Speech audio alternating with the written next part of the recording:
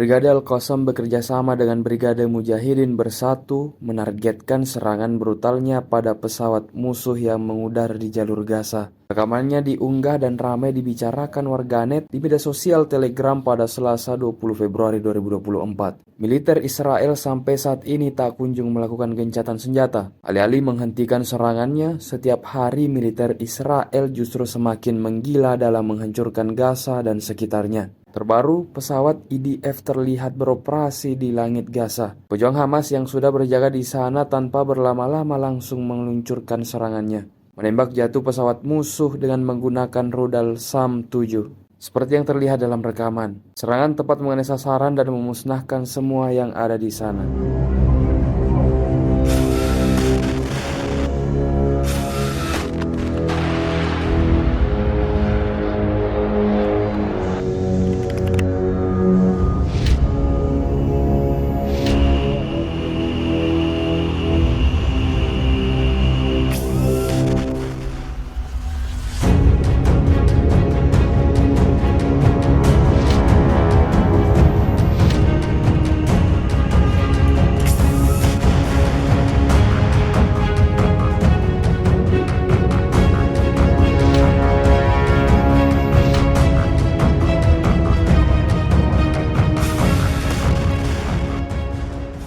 Download Tribun X sekarang, menghadirkan lokal menjadi Indonesia.